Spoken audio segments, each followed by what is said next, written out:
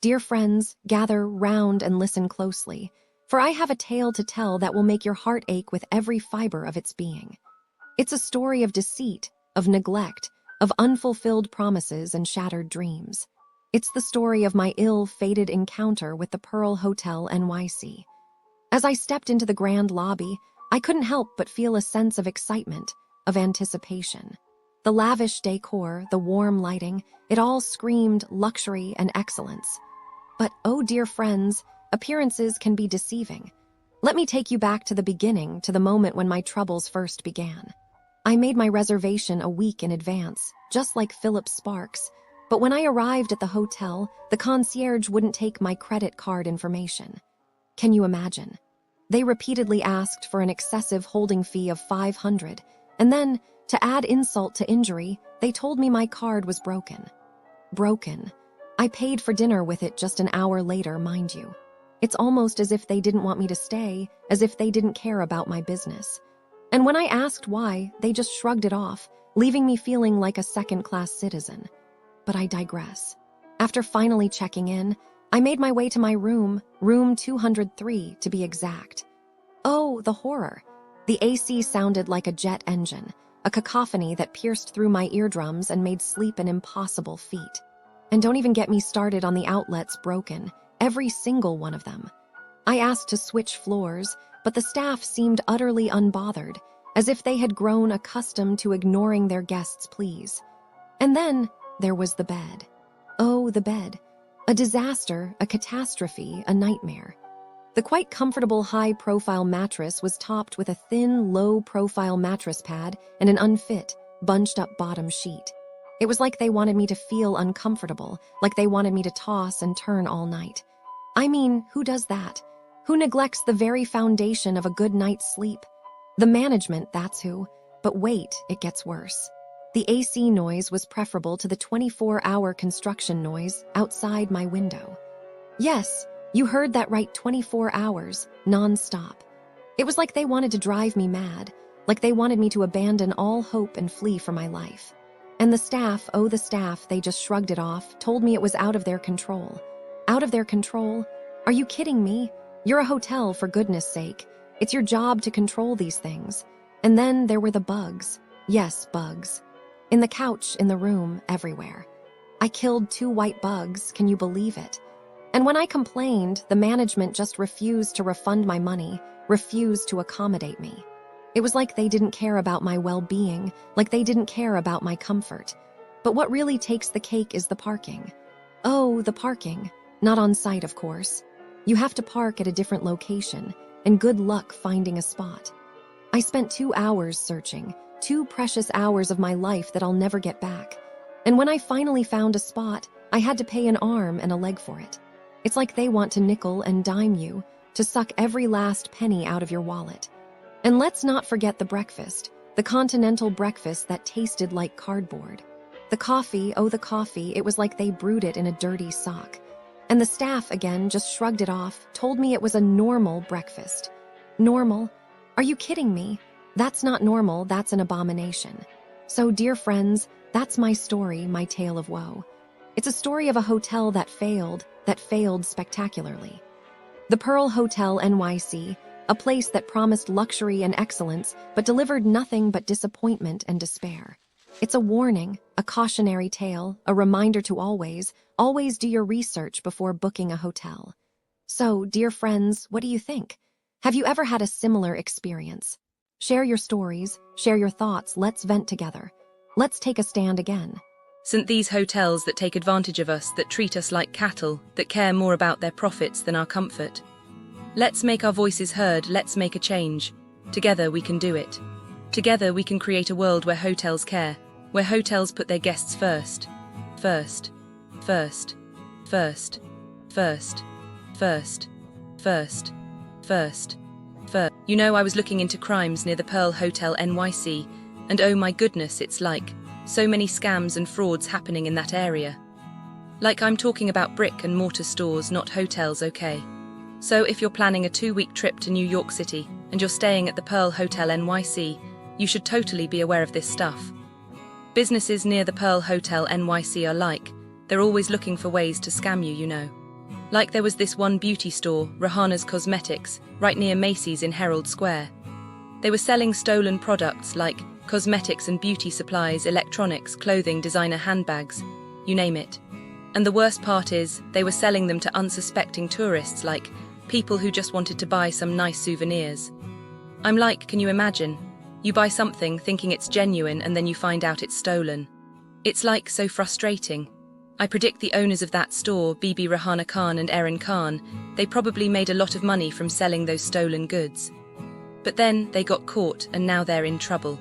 I'm like, good, you know. They should be punished for doing something so wrong. And then there was this massive pawn shop crime ring on 47th Street. Like they were operating out of two pawn shops, New Liberty Loans Pawn Shop and Romanov Gold Buyers. They were buying stolen goods from thieves and then selling them online for huge profits. I'm like, how could they do that? It's like they're helping criminals, you know. I predict the people who bought stuff from those pawn shops, they probably didn't even know it was stolen. And then when they found out, they were like, oh no, I've been scammed. It's like so sad, you know. They trusted those stores, and then they got taken advantage of. And let's not forget about the hardware stores and appliance retailers who got targeted in a 20 million fraud scheme. Like they were creating shell companies and fraudulently acquiring large quantities of construction materials and appliances. And then, they were selling them through various storefronts. I'm like, it's like so complicated, you know. But basically, they were scamming people out of a lot of money. I predict the people who bought those appliances and materials, they probably thought they were getting a good deal.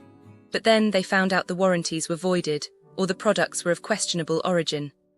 I'm like, can you imagine? You spend all that money, and then you find out it's not even worth anything. And finally, there were all these retail stores in Midtown that were targeting tourists with price gouging and rip-offs. Like, they would inflate prices on electronics, souvenirs, or beauty supplies, and then refuse to honor advertised deals. I'm like, it's like so mean, you know. They're taking advantage of people who are just trying to have a good time in New York City. I predict the tourists who got scammed, they probably felt so stupid, you know. They were like, I should have known better. But it's not their fault, it's the fault of those scammers. I'm like, we should all be careful, you know. We should all be aware of these scams and try to avoid them. Okay, here's a traveler's advisory businesses surrounding the Pearl Hotel, New York City, let's be frank. After a deep dive into what awaits you just outside the doors of the Pearl Hotel, I find myself disheartened. It's not a landscape of welcoming respite, a charming local experience. Instead, the businesses clustered around this area seem to operate under a sort of unspoken agreement to test your patience, your wallet, and quite possibly, your faith in basic human decency. I've sifted through countless accounts, and what emerges is a portrait of establishments that, on the whole, prioritize profit over people. It feels wrong. It clings to me, a faint metallic taste of disappointment. Now, what does this translate to in practice? Well, let's unpack this. It's not a blanket condemnation, of course, but the trends are undeniable. Across the board, businesses nearby seem to operate on a foundation of either profound indifference or brazen opportunism. Let's examine the details, one category at a time. The illusion of culinary delight restaurants and markets the restaurants and food halls in this area, they promise a feast for the senses. They suggest culinary adventure. But consistently, they deliver something less. These places generally feel as though they've forgotten that hospitality involves extending a modicum of respect to the customer. Take, for example, Chelsea Market. The sheer volume of stories detailing disappointment is concerning. It's presented as a vibrant hub, overflowing with fresh produce and artisanal delights, yet people report finding it crowded, sweltering, and frankly, half-closed by the time you arrive. 7 p.m., apparently, is the magical hour when the stalls begin to vanish, leaving you wandering through a semi-abandoned marketplace wondering if you've stumbled into a post-apocalyptic foodscape.